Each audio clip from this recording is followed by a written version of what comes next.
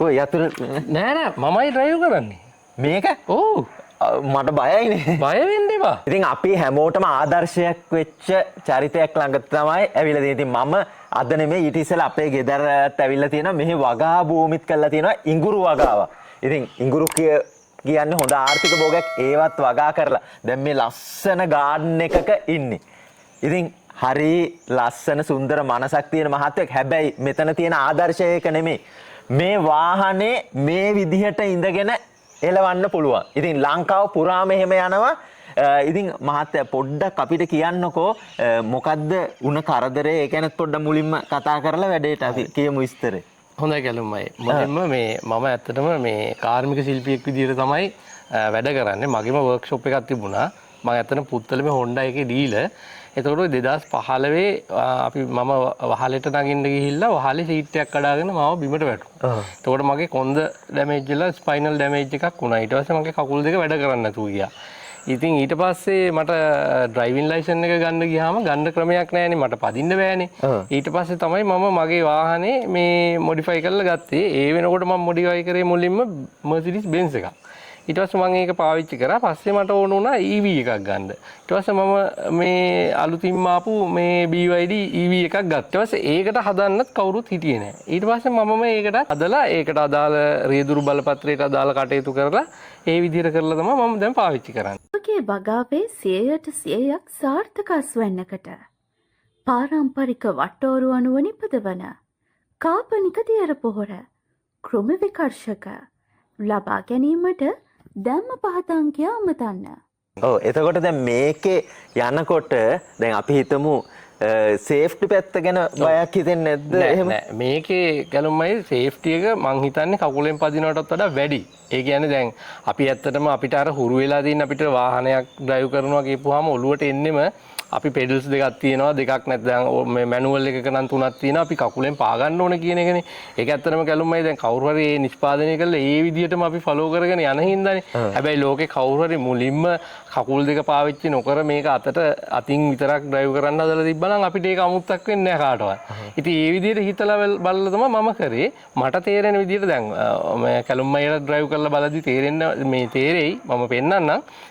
මේක බොහොම ආරක්ෂාකාරීව කකුලටත් වඩා ආරක්ෂාකාරීව අපිට ධාවනය කරන්න පුළුවන්. ඒ විදිහට තමයි. එතකොට දැන් මේක දැන් අපි හිතමු දැන් මේකත් BYD. ඒතර මං ආවෙත් BYD. දැන් අර BYD එකට උනත් මේක හදන්න පුළුවන්. මේක හදන්න පුළුවන්. ඒ කියන්නේ ලංකාවේ තියෙන දැන් ඕනෑම ලෝකේ තියෙන ඕනෑම ඔටෝ ගියර් වාහනයකට මට මේක හදන්න පුළුවන්. ඔව් ඉතින් ඒක ගොඩාක් හොඳ නිවුස් එකක්. නිකන් හිතලා බලන්න. ඉතින් මම දැනුවත්ව පර්සනලි එක ආබාධ වෙන. ඉතින් මොකද අපිත් දන්නේ නැහැ. දැන් මට මෙහෙම දැන් මෙතන ගෙදර යනකොට හැප්පිලා කකුල් දෙක මොනවා හරි. ඒ කියන්නේ කකුල් දෙක නෙමෙයි මොනවා හරි ඔය මේ කොඳුයට පෙරට වෙන්න පුළුවන්. අපි හිතන දේවල් වෙන්නේ නැහැනේ ලෝකේ කවදාවත්. ඉතින් එතකොට මේක ගොඩක් අයට අවශ්‍ය වෙයි. ඉතින් ඕගොල්ලෝ මේ වගේ දේවල් සේව් කරලා හරි තියාගන්න, දන්න අයට ෂෙයා කරන්න. මොකද මේක ඇත්තටම රටටත් ඒ වගේම ලෝකේ ගොඩක් අයට සේවයක්. මොකද මම ළඟදී මල්ලි කෙනෙක් එක්ක වීඩියෝ එකක් කරා. එයා මේ ඔය කුකින් channel එකක් එහෙම කරන්නේ.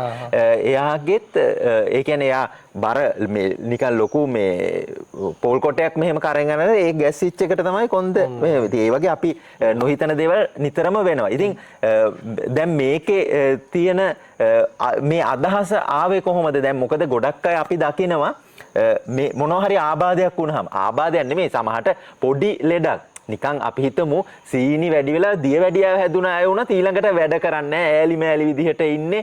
ඒ කියන්නේ මානසිකව පොඩි ලෙඩකටත් වැටෙනවා. නමුත් දැන් ඊට වඩා ආබාධයක් වුණත් මේ වගේ ඒ කියන්නේ උපසුපට උත්සාහයෙන් මේ වගේ ධෛර්යයක් මේ වගේ අදහසක් කොහොමද ආවේ? ඔව් අනිවාර්යෙන් කැලුම්මයි දැන් මම ඒ අනතුරට මුහුණ පෑවට පස්සේ මම බැලුවා මම ඇත්තටම දැනගෙන හිටියේ නෑ මේ කොඳු යට පේලියේ ඩැමේජ් එකක් වෙන්නේ කොහොමද ඒවා. දැන් අපි කාර්මික විදිහට වෙන වැඩනේ කරන්නේ. ඊට පස්සේ මම හොස්පිටල් එකට ෆෝන් එක ගෙන්නගෙන බලද්දි මට මේක ආයෙ රිකවර් කරන්න බෑයි කියලා. මම මාස 2ක් විතර තමයි ප්‍රතිකාර කරේ. ඊට පස්සේ මම ඇවිල්ලා මගේ ආදරණීය බිරිඳයි මගේ ගෝලියෝ මේ මල්ලිලා ටිකයි මගේ වර්ක්ෂොප් එක කරගෙන ගියා. බොහොම හොඳට. ඊට පස්සේ මම ඇවිල්ලා ආයෙත් මම පුරුදු විදියට රෝද පුටුවේ ඉඳලා වැඩ පටන් ගත්තා. එතකොට මම හොයලා තමයි ඉලෙක්ට්‍රික් වීල් චෙයර්ස් ගැන හොයලා අපේ රටේ ගන්න තිබුණේ නැහැ. අදටත් ගොඩක් අඩුයි පහසුකම්. නමුත් ඒවා අතාරින්නේ මම බොහොම පොසිටිව්ලි හිතන මිනිස්සෙක්. ඉතින් ධනාත්මකව හිතලා මම මගේ වැඩ ටික කරන්න ඕන කාටවත් කරදරයක් වෙන්න බෑ. අනිත් එක මට ඕන වුණා ඊට පස්සේ තවත් ඉදිරියටම යන්න.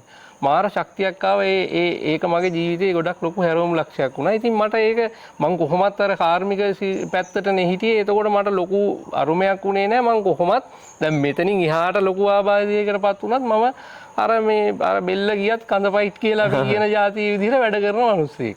ඔව් ඉතින් නිකන් හිතලා බලන්න කොච්චර හොඳ ආදර්ශයක්ද කියලා. අනිත් දේ තමයි දැන් ඕන තරම් දැන් ඉතින් ඇත්තටම දැන් කෘෂි මේ ඒ කියන්නේ කෘෂිකර්මයේ පැත්තට පවා ආදරය කරන කෙනෙක්. ඒකයි මම අර ඉඟුරු වගාවගේ අර ඒ ගැනත් පොඩ්ඩක් කියමු. මේ එතකොට දැන් අපේ එහෙ ඇවිල්ලා මේ ආබාධිත දත්තේ තියෙද්දිම ඉඟුරුත් වැව්වනේ. ඒක කොහොමද වැව්වේ කියලා පොඩ්ඩක් ඒක මොකද අපේ අර ඇග්‍රිකල්චර් බලන්න කැමති අයට ඒක වැදගත් වෙනවනේ. කැලුමත් මෙහෙමයි. දැන් අපි කාර්මික ශාස්ත්‍රයේ වැඩ කරාට අපි මේ ග්‍රීන් කන්සෙප්ට් එකට කැමතිනේ. මම ඔබතුමාගේ ඒ කාලේ ඉඳලම මේ channel එක බලලා දැනුම වැඩි දියුණු කරගත්ත කෙනෙක්. ඒතකොට මට අපි අනිත් එක අලුත් තාක්ෂණෙත් එක්ක යන්න ඕනේ. දැන් මම ඔබතුමාගේ ඉඟුරු බෑග් 1000ක් ගෙනල්ලා වගා කරලා ගත්ත මේ අපි පෙන්නමු ඒකේ තියෙන ඒ ගත්ත මේ ආදායම මේ කියන්නේ ඒ ගත්ත ඉඟුරු ප්‍රමාණය මං හිතන්නේ පොළොවේ වගා කරා නම් මහ විශාල ප්‍රමාණයක් කරන්න ඕනේ. ඒ කියන්නේ මගේ නෝනටයි අපිටයි කරගන්න බැරි ලොකු අක්කර ගාණක් කරන්න ඕනේ. අක්කරයක් විතර. ඉතින් එතකොට බලද්දි මට ආස හිතුණා ඔබතුමාගේ වීඩියෝස් බලලා මේ වගේ කට්ටිය දැන් මං විතරන්නේ ඔබතුමා නිතරම ඉනෝවේෂන් එක කරන්නේ අලුත් දේවල් ලෝකෙට හඳුන්වලා දෙනවා. ඒ වගේ මම ඒකයි ඔබතුමාට ඇවිල්ලා කතා කරලා මේ වගේ වැඩකට මට උදව් කරන්න කියලා ඊට පස්සේ අපි ඉඟුරු බෑග් ටික ගෙනල්ලා ඒ විදිහට හැදුවේ. ඉතින් ඒක ඊටාම සාර්ථකයි. හැබැයි කනගාටුවට අර පහුගිය දවස්වල ගම් වතුරට මගේ වාහනේත් ගම් වතුරට අහු වුණා. ඉඟුරු වගාව. ඒතර වාහනේට හානියක් වුණා. වාහනේට ඇත්තටම මේ හානියක් වුණේ නැහැ. මම ඒකත් කියන්න ඕන BYD පදින ලංකාවේ අයට BYD ගැන බය වෙන්න එපා. දැන් ඔබතුමාගේ වාහනේත් අපි පෙන්වන්නේ ඒකයි. මේක මේ මම ළඟට ගිහිල්ලා පෙන්වන්නද? මෙන්න මේ හරියට මේ වතුර ගම් වතුරට අහු වුණා. ඒ කියන්නේ බැටරි උනත් බැටරිත් යට වුණා. හැබැයි වාහනේ ඇතුළට වතුර ගියෙත් නැහැ. මේ දැන් ඒ ගම් වතුරෙන් පස්සෙත් මේ අපි කිලෝමීටර් 7-8,000ක් ධාවනය කරලා තියෙනවා. කිසිම ප්‍රශ්නයක් වුණේ නැහැ. ඔව්. එතකොට දැන් මම ලෝකේ රටවල් වල නිතර යනවා. හැබැයි මේ වගේ දෙයක් දකින්න නැහැ. ඒ කියන්නේ වෙන රටකවත් එහෙම ආබාධිතයට ඒක ඒ වගේ ලෙවල් එකට ඇවිල්ලා නැහැ. ඒ කියන්නේ දැන් අපි සුපර් මාකට් හරන යන්න ඒවට පහසුකම් හදලා තියෙනවා. හැබැයි මේ පැත්තට අඩුයි. එතකොට දැන් ලංකාවේදී දැන් මොකද අපේ අය කොහොමත් අර නිකන් පුළුල්ව හිතන අය අඩුයිනේ. එතකොට එහෙම වෙලා දැන් මේකට මෙහෙම පාරේ යන්න අපි හිතමු පොරිලීසිය මහතුරු ඒගොල්ලන්ගෙන් ගැටලුවක් වෙන්නේ නැද්ද? ඒවට වෙනම ඇප්‍රූවල් අරන්ද තියෙන්නේ? ඒ ගැනත් පොඩ්ඩක් කිව්වොත්. ඔව් කැලුමයි. දැන් ඕකම හදන්න කලින්ම මම ඕක හොයලා බැලුවා. නැත්තම් මම මේකක් හදලා වැඩක් නැහැනේ. මට පාරේ දුවන්න බැයි නා.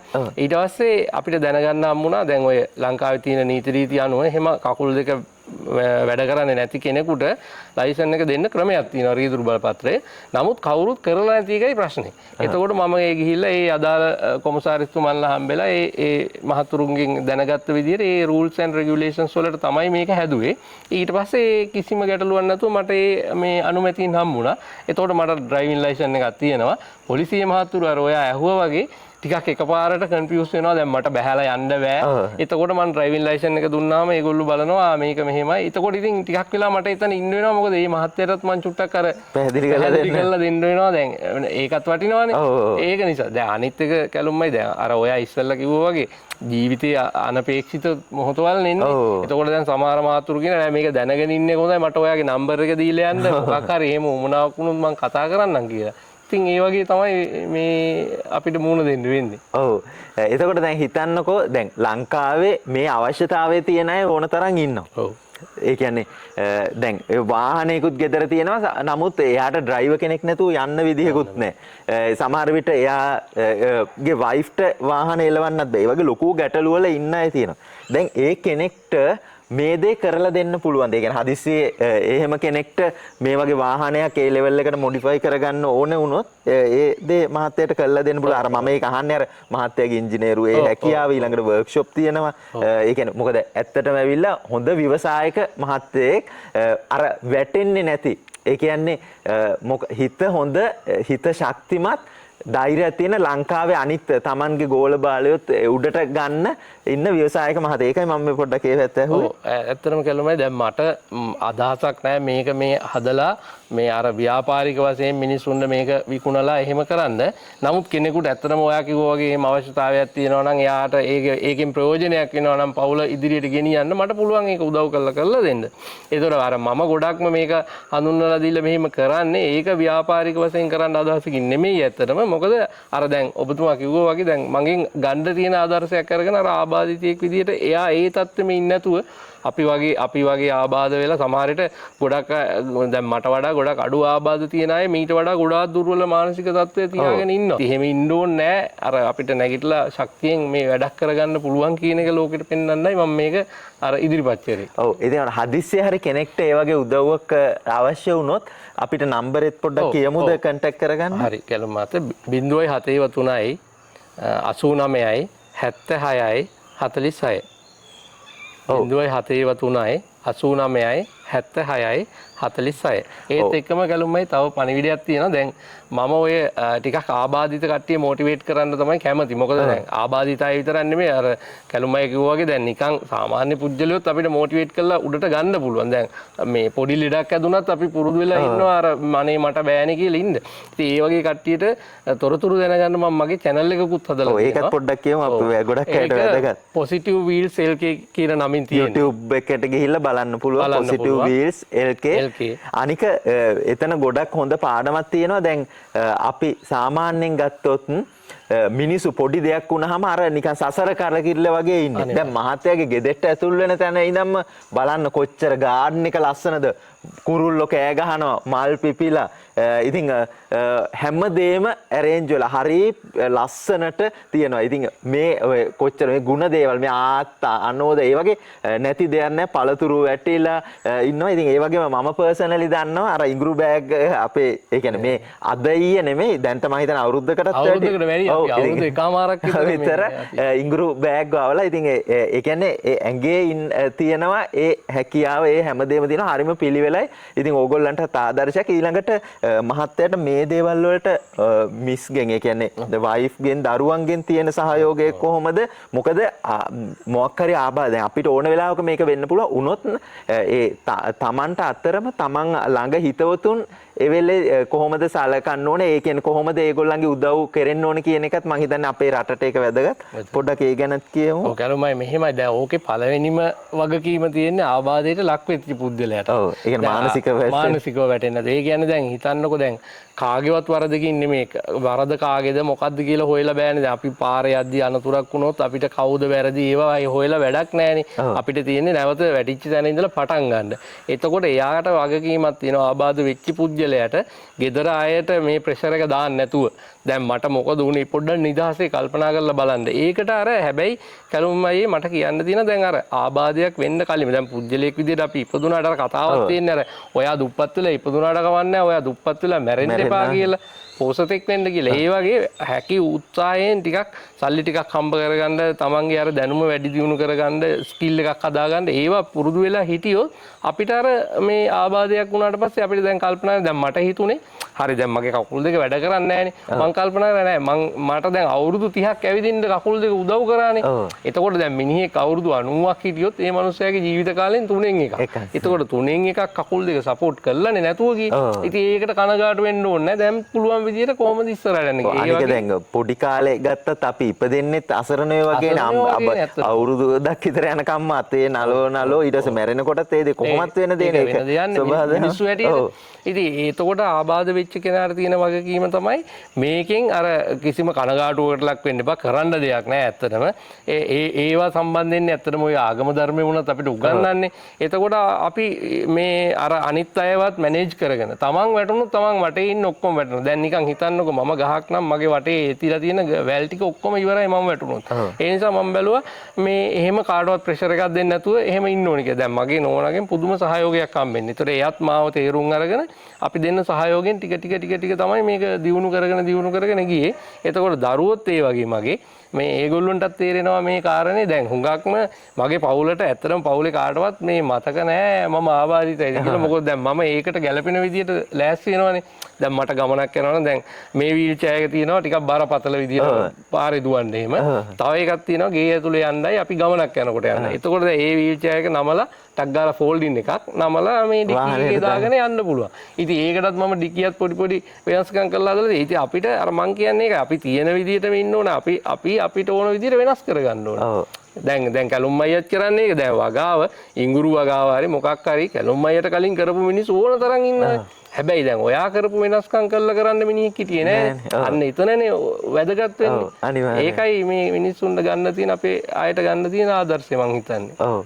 ඉතින් අපි පොඩ්ඩක් පෙන්නමුද කොහොමද මේක අපි පෙන්නමු. මේකේ කැලුම් අයිය දැන් අපි හදලා තියෙන්නේ දැන් මේක මේ ටිකක් ලක්ෂරි වෙහිකල් එකක් විදිහට යන්නේ. ඉතින් මේ කෝටි එකමාරක් දෙයක් වෙනකොට එතකොට දැන් අපිට මේ වාහනයට හානියක් කරන්න බෑ. එතකොට මම කරලා තියෙන්නේ මේ ඕනම වාහනයක සීට් එක හයි කරලා තියෙන්නේ ඇනවලි. එතකොට ඒ ඇනවලට එතෙන්ද ගැලපෙන විදිහට අපි කස්ටමයිස් කරලා බ්‍රැකට් එකක් හදන්න ඕනේ. වාහනෙන් වාහනයට වෙනස් වෙනවා. මේක අර හදලා තියලා කාටවත් විකුණන්න එහෙම ක්‍රමයක් නැහැ. එතකොට මේ වාහනේ දැන් ඒ යන පුජ්‍යලයාගේ මහත එහෙම අණුව බලලා එයාගේ උසට ගැලපෙන්න තමයි මේක හදන්න ඕනේ.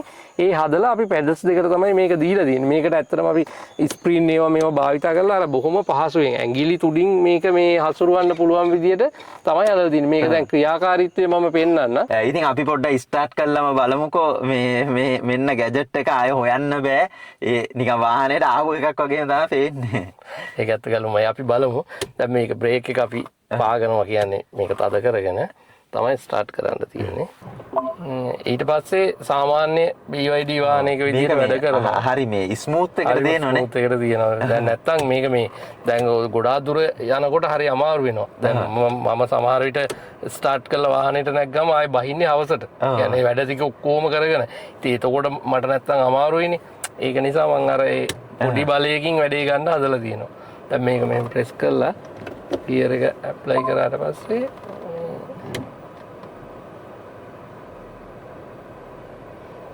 සාමාන්‍ය විදිහට ධාවනය කරන්න තමයි තියෙන්නේ ඇත්තට. ඒතර මේක දැන් ඕනම වාහනයකට ඔටෝ ගියර් එකකට හදන්න පුළුවන්. ඇත්තට මැනුවල් එකකට වුණත් අපිට මේක ඩෙවලොප් කරන්න පුළුවන්. ඒ වුණාට අර ගොඩක් රටවල් වල මැනුවල් එකට ඇප්‍රූවල් දෙන්නේ නැහැ. ඒක ටිකක් සංකීර්ණයි. හදන්න ගියාමත් එහෙමයි. අර පාවිච්චි කරන කෙනාට ටිකක් අමාරුයි. ඒ ක්ලච් එක ඒ වගේ. ඒකෝට දැන් අපිට මේ තනි ලිවර් එකකට ගන්න බෑනේ. ඒ නිසා ඒ ඇරෙන්න ඉතින් හදන්න පුළුවන් ඇත්තටම. ඉතින් අපි අද ගොඩාක් ලොකු ආදර්ශයක් දැක්කේ. ඉතින් අර නටන්න බැරි මිනිහට පොළොව ඇදයි වගේ තියෙනවා නිකන් හිත ඇත්තම් පත කුඩාද කියලා. ඉතින් බලන්න කොච්චර ලොකු දෙයක්ද කරලා තියෙන්නේ. ඉතින් මේක අනික දැන් ඔබතුමාගේ තියෙන හිතේ හොඳකමට දැන් තව කෙනෙක්ට උනත් මේ දේ කරලා දෙන්න පුළුවන් කියන එක ඒක ගොඩාක් ලොකු වටින. මොකද ගොඩක් අයට මොකද මෙතනදී මේක නිකන් අපි යකඩ කෑලි අටවල කරන්න බෑ. හරි සේෆ්ටි එක තියෙන්නේ. මොකද බ්‍රේක් එක ගහන වෙලාවේ ඇක්සල් එකෙන් පෑගුණොත් ගිහිල්ලා දෙතුන් දෙනෙක්ගේ තව ජීවිතත් නැති වෙන්න පුළුවන්. ඉතින් ඒ හින්දා සේෆ්ටි විදිහට කරන්න. ඉතින් ඒ හින්දා මොනවා හරි වුණොත් එතන ගොඩාක් ලොකු රිස්ක් තියෙනවා. ඉතින් ඒක ගැනත් හිතලා ඕගොල්ලන්ට උනත් මේ මහත්තයාට කතා කරලා පොඩ්ඩක් විස්තර දැනගෙන මේ වගේ දෙයක් අවශ්‍යතාවයක් වුණොත් කරගන්නත් පුළුවන්. ඉතින් අපි ඔබතුමාට මේ වැඩේ රටට සේවයත් කරන මේ දේ ඉතින් උපරිම සාර්ථකව අපි දැක්කා. ඉතින් ඒ දේ හැමෝටම දෙන්න. ලංකාවේ මේ අවශ්‍යතාවය තියෙන හැමෝටම මේ දේ පොඩ හරි දෙන්න ධෛර්ය ශක්තිය ලැබේවා කියලා අපි ප්‍රාර්ථනා කරනවා. ඉතින් හැමෝටම තෙරුවන් සරණයි. බොහොම ස්තුතියි. බොහොම ස්තුතියි.